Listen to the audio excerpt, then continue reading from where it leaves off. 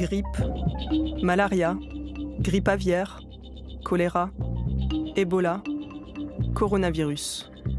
Les épidémies sévères coûtent selon la Banque mondiale 570 milliards de dollars par an. Alors pour financer la lutte contre ces fléaux dans les pays en voie de développement, l'institution a créé en 2017 un instrument financier original, les Pandemic Bonds. Des sortes d'assurances, voici comment ça marche. La Banque mondiale émet ses obligations pandémiques, achetées par des investisseurs, hedge funds, fonds de pension, gestionnaires d'actifs. En échange, ils encaissent jusqu'à 12% d'intérêt. Intérêts versés par des pays donateurs. Durée de ces obligations, 3 ans. Elles arriveront à échéance le 15 juillet 2020. S'il n'y a pas de pandémie d'ici là, les investisseurs touchent les intérêts et récupèrent en plus leur mise de départ. S'il y a une pandémie, le versement des intérêts est stoppé et l'investisseur perd sa mise de départ qui sera reversée en partie aux pays qui en font la demande.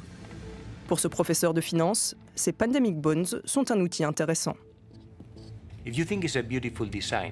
Si vous y réfléchissez, c'est un système bien pensé, parce que l'alternative serait que les pays donateurs financent eux-mêmes les besoins des États touchés, disons avec 300 millions.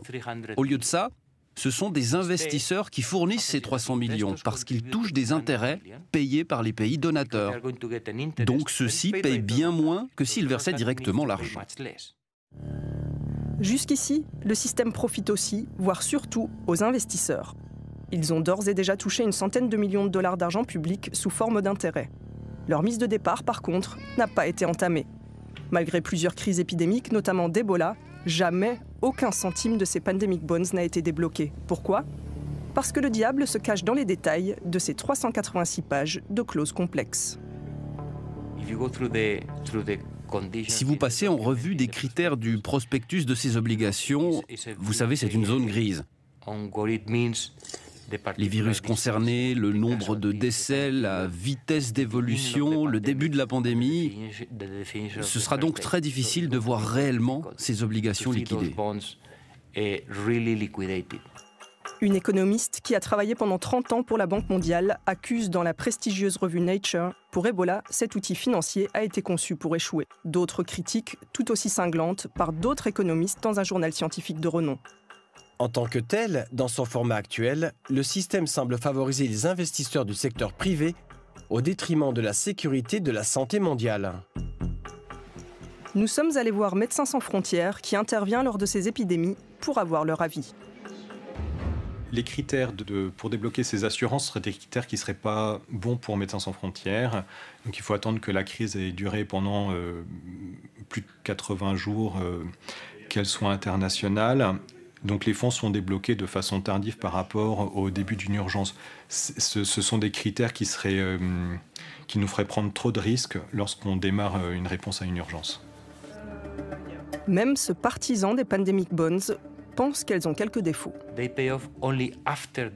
Les fonds ne sont versés qu'après l'éclatement de la crise, pas avant. Idéalement, il faudrait un instrument qui protège les pays et les aide à prévenir les pandémies plutôt que de les aider à payer pour les dégâts quand les personnes commencent à mourir. L'actuelle pandémie, 6 513 morts, 169 387 personnes infectées dans 124 pays du monde. Le coronavirus vient éprouver ses obligations juste avant que le capital ne soit reversé aux investisseurs le 15 juillet prochain. Ce que cet instrument financier montre, c'est que déjà en 2017, il y avait des spécialistes qui ont établi qu'une épidémie de coronavirus était probable. Donc, premièrement, ils avaient connaissance du virus. Et deuxièmement, ils ont considéré déjà à ce moment-là qu'une épidémie était probable. Ce qui est aussi surprenant, c'est que ces obligations arriveront à maturité en juillet 2020. C'est comme si quelqu'un avait eu une fabuleuse vision en émettant ces outils financiers. Ces obligations pandémiques pourraient être libérées aux alentours du 23 mars. Peut-être, en partie, pour la première fois de leur existence.